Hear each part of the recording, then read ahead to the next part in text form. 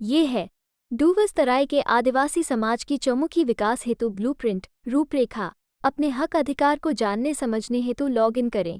जोहार टीवी भारतवर्ष। प्रकृति और विकृति का द्वंद्व।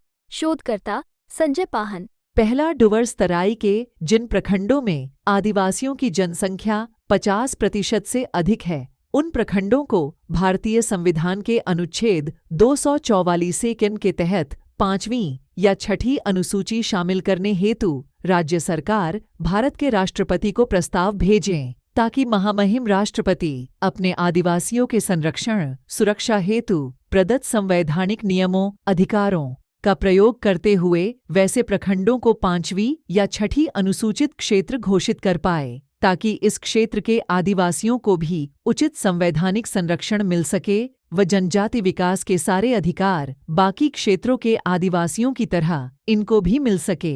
दूसरा, राज्य सरकार द्वारा भी अलीपुरद्वार, जलपाईगुड़ी व दार्जिलिंग जिले के ड्यूवर्स व तराई क्षेत्र को ट्राइबल ऑटोनॉमस काउंसिल बनाकर आदिवासियों के विकास का मार्ग प्रशस्त करना चाहिए। तीसरा, धरतीपुत्र आदिवासियों का देश के स्वतंत्र आंदोलन में अहम भूमिका रही है। भगवान बिरसा मुंडा, जतरा टाना भगत, वीर बुधू भगत, वीर बांटा सिदो कान्हू चांद भैरव, वीर तेलंगा खड़िया, बाबा तिलका मांझी आदि वीर महापुरुषों ने अपने यौवन काल में ही अंग्रेजों से लड़ते हुए अपनी जान की आहुति देकर देश को स्वतंत्रता दिलाने में अहम भूमिका निभाई। अतः आदिवासी समाज के बलिदानों को याद करते हुए उन्हें सम्मान दिलाने हेतु राज्य सरकार पश्चिम बंगाल के आदिवासी नौजवानों के लिए आदिवासी रेजिमेंट पुलिस बल का यथाशीघ्र गठन कर उसका मुख्यालय डुवर्सतराई में स्थापित करना चाहिए।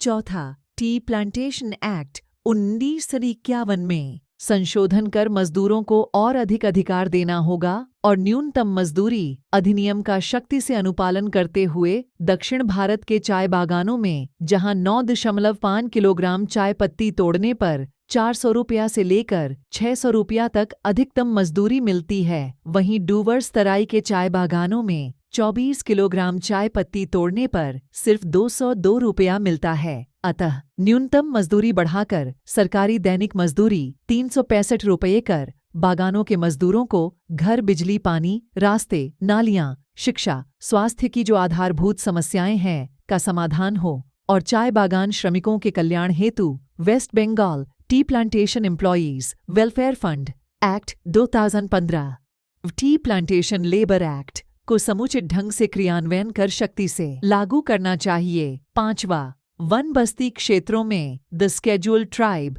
And other traditional forest dwellers recognition of forest right act 2006 one अधिकार कानून 2006 को शक्ति से लागू करते हुए वन भूमि में निवास करने वाले आदिवासियों को जितना जमीन में उनका अधिकार है को ग्राम वन समिति को क्रियाशील कर अधिकार देते हुए उनके अनुशंसा करने पर ही अंचल द्वारा वन भूमि पट्टा देने का मार्ग प्रशस्त किया जाए।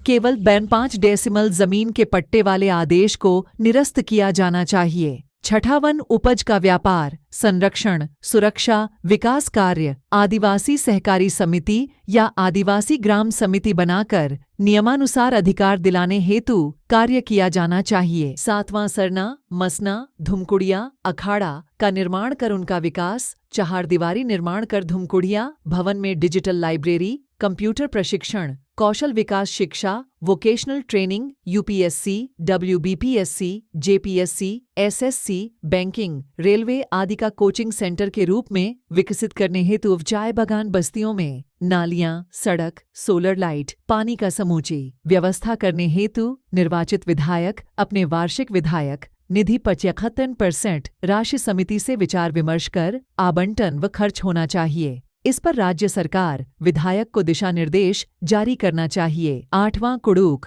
मुंडारी, हो, सादरी, नागपुरी भाषाओं को राजभाषा का दर्जा प्रदान कर प्राथमिक विद्यालयों, उच्च विद्यालयों, महाविद्यालयों, विश्वविद्यालयों में पठन पाठन कर व उच्च शिक्षण संस्थानों में विभागों का व्यवस्था कर मातृभाषा में शिक्षा की मौलिक अधिकारों को समुचित जमीनी स्तर पर लागू किया जाए। साथ ही इन भाषाओं का समुचित विकास व मान्यता हेतु संविधान के 8वीं अनुसूची में शामिल करने के लिए राज्य सरकार भारत सरकार को अनुशंसा भेजी जानी चाहिए। 9वां, चाय बागानों में दुर्गा पूजा हेतु मजदूरों से सहमति किए बगैर सीधे 1 दिन की मजदूरी काट लेने का चलन सिस्टम को पूर्ण रूपेण बंद करना होगा। इसके लिए राज्य सरकार चाय बागान के मालिकों से मिलकर बातचीत कर अविलंब कार्रवाई करनी चाहिए। जितने भी चाय बागान बंद पड़े हुए हैं, ऑपरेशन में नहीं है, उसे अभिलंब सरकार अपने स्तर पर चलाने व खुलवाने का पहल करनी चाहिए। 10वां, डूवर्स तराई के प्रतिभावान खिलाड़ियों को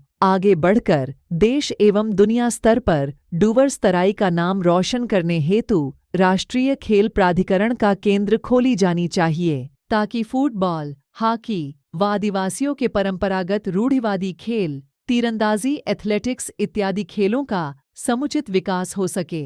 11, डूवर्स तराई में शिक्षा व कला संस्कृति के विकास व संरक्षण हेतु ट्राइबल यूनिवर्सिटी की स्थापना कर प्रत्येक थाना क्षेत्र में एक ट्राइबल महाविद्यालय व जनजातीय भाषा साहित्य अकादमी, ट्राइबल संग्रहालय का निर्माण हेतु सरकार को पहल करनी चाहिए। पाटपारा अनुसूचित जाति और जनजाति अत्याचार निवारण अधिनियम 1959 संशोधित 2016 के तहत डुवर्स तराई के प्रत्येक थाना क्षेत्र में जनजाति थाना खोलने हेतु राज्य सरकार तुरंत पहल करनी चाहिए। सुनिए इस संबंध में समाजस्वी व शोधकर्ता संजय पाहन के विचार, जिन्होंने इस विषय पर शोध किया है। इस तरह के ज्ञानवर्धक, सटीक, शोधपूर्ण जमीनी खबरों के लिए लॉगिन करें जोहार टीवी भारतवर्ष, प्रकृति और विकृति का द्वंद्व।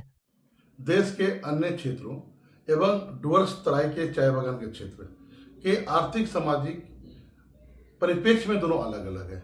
आज़ादी के पूर्व से ही यहाँ कंपनी शासन व्यवस्था थी, मतलब इनके सुख दुख ये कंपनी पे निर्भर थे। और आपको जानकर आश्चर्य होगा कि सरकारी सुविधाएं जैसे राशन कार्ड, राशन मिलना, ये भी 90 का दशक तक लागू नहीं था और अभी लागू कर दिया गया है और सरकार इन्हें कंपनी के भरोसे छोड़ देती थी। अब सरकार को और हमें, हमारे श्रमिकों को, जो यहाँ की 50% यहाँ की आबादी है, उन्हें सजग होना होगा और सारे संवैधानिक अधिकार लेना होगा। और हमने लगभग ये जो मुद्दे हैं इन पे शोध कर, विचार विमर्श कर निष्कर्ष निकाला है कि अगर इस विषय पर काम अगर हो तो इस समाज का और डुवर्स का चौमुखी विकास होगा। जी जोहार, जय धर्मेश।